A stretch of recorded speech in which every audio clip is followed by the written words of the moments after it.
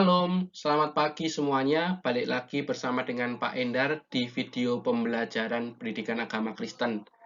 Nah, anak-anak kelas 12, di video kali ini Pak Endar ingin membahas satu tema dengan judul multikulturalisme. Nah, teman-teman bisa melihat di buku paket di bab yang kelima. Nah, anak-anakku, kita sudah memasuki KD yang kedua.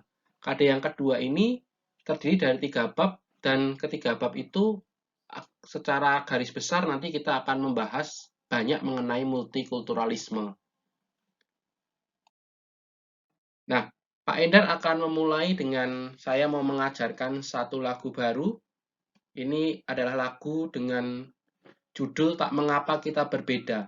Ya, ini adalah lagu yang Pak Endar ciptakan untuk kita bisa memahami makna multikultural itu dengan lebih mudah. Dengerin lagunya ya.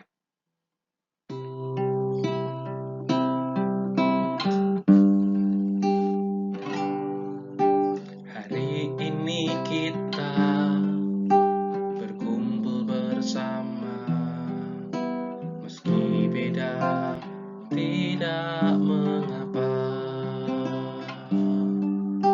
Setiap dari kita selalu merasa indahnya multikultural.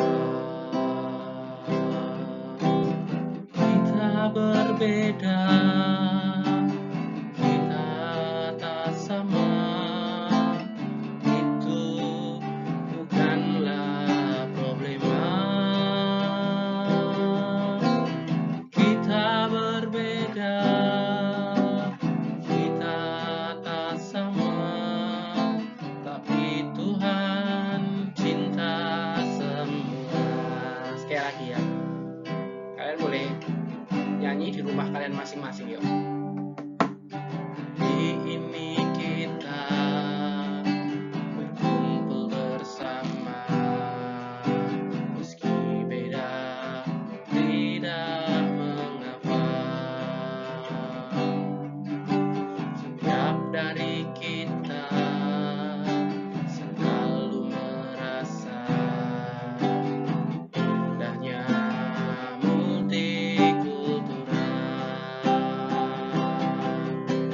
kita berbeda, kita tak sama, itu bukanlah problema. Kita berbeda, kita tak sama, tapi Tuhan cinta semua. Tapi Tuhan cinta semua. Tuhan cinta semua meskipun kita berbeda, kita tidak sama. Itu bukan menjadi sebuah penghalang bagi kita untuk bisa saling menghargai satu sama lain.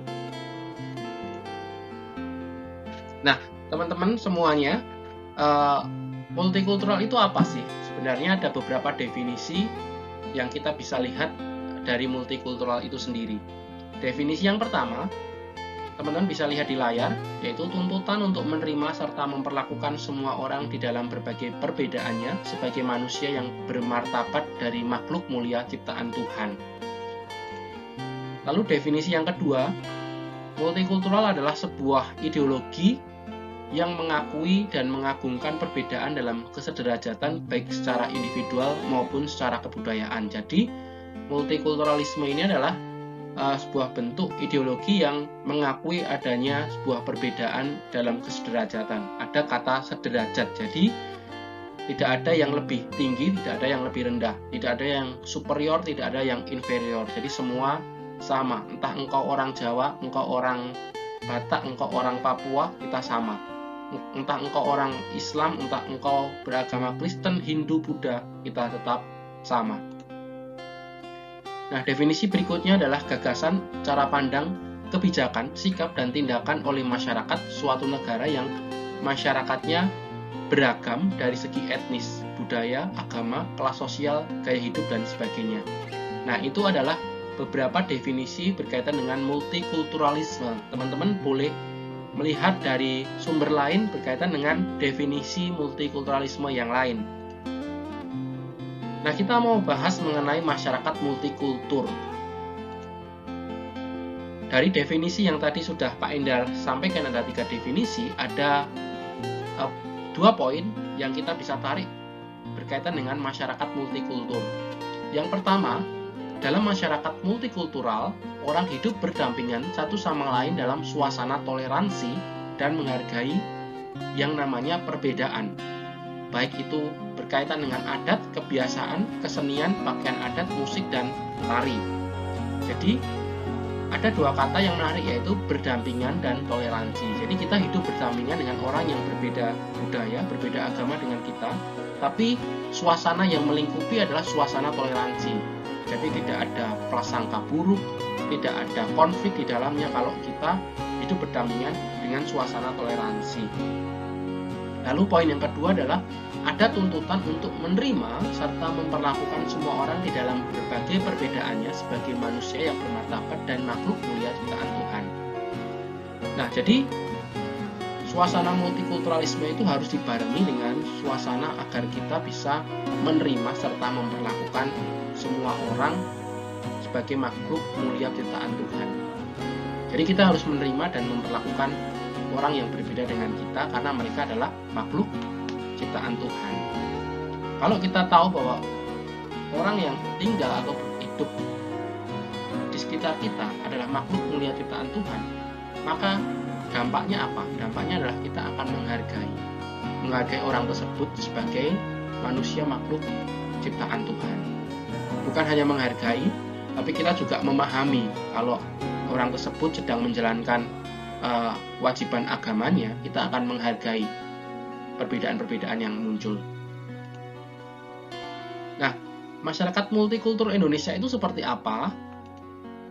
Nah, ada 3 poin.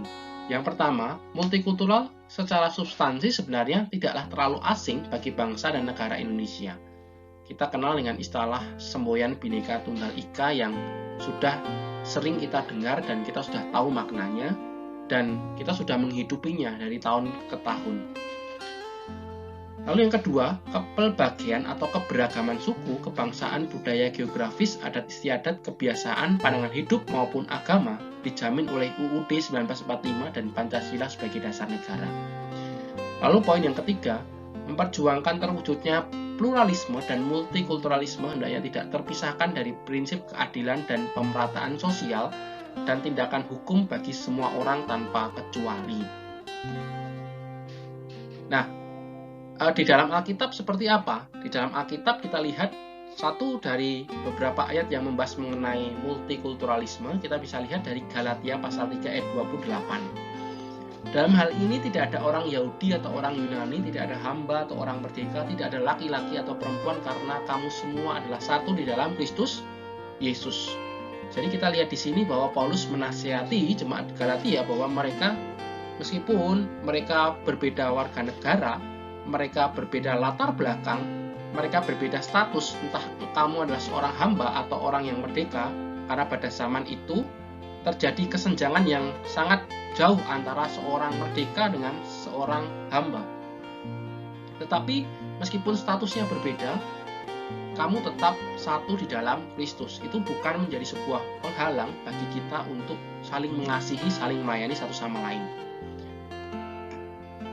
Bukan hanya di Galatia saja, tapi Paulus juga menasihati di jemaat Kolose.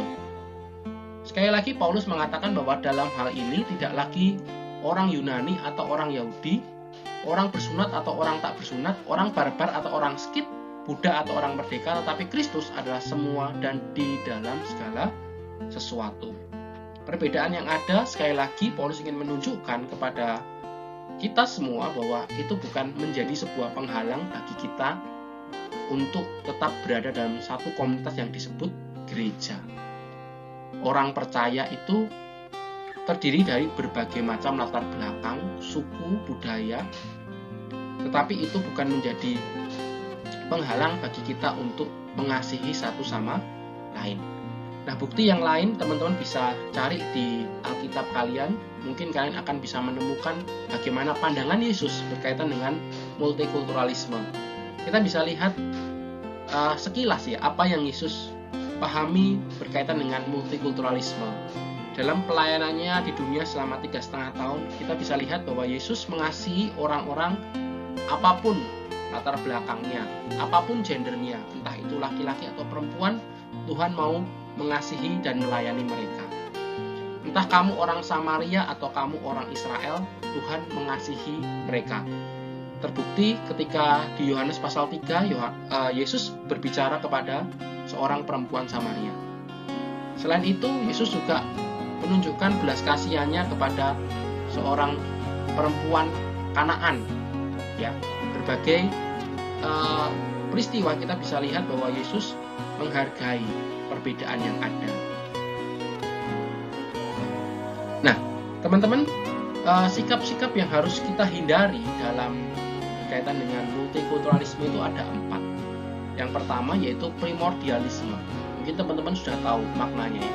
Primordialisme adalah perasaan kesukuan yang berlebihan dan menganggap suku bangsanya sendiri yang paling unggul, maju, dan baik. Lalu yang kedua adalah etnosentrisme, sikap atau pandangan yang berpangkal pada masyarakat dan kebudayaannya sendiri, biasanya disertai dengan sikap dan pandangan yang meremehkan masyarakat dan kebudayaan yang lain.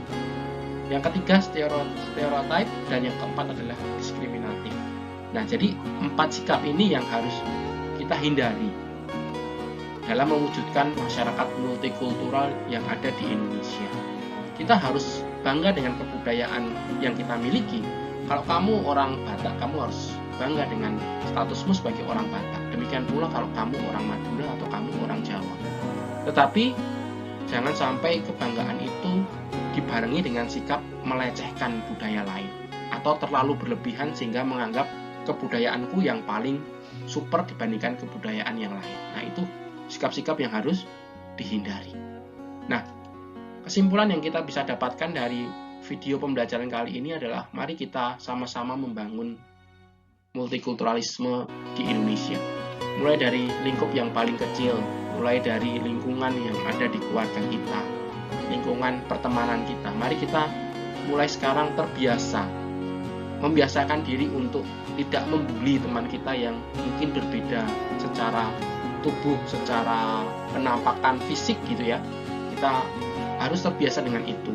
Perbedaan suku, perbedaan budaya, itu jangan sampai mulai dari kita kecil, mulai dari kita remaja itu kita sudah terbiasa untuk menghina atau melakukan bully kepada orang atau teman kita yang berbeda dengan kita.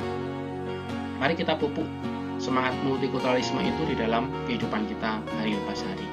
Kalau Tuhan mengasihi setiap kita, meskipun kita berbeda, meskipun kita tidak sama, masakan kita sebagai anak-anaknya tidak berupaya yang sama dengan apa yang sudah Tuhan lakukan.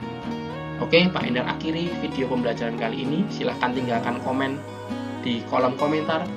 Kalau teman-teman suka dengan video ini, jangan lupa di like dan jangan lupa di subscribe agar Pak Endar tetap semangat untuk membagikan video pembelajaran yang lainnya. Terima kasih.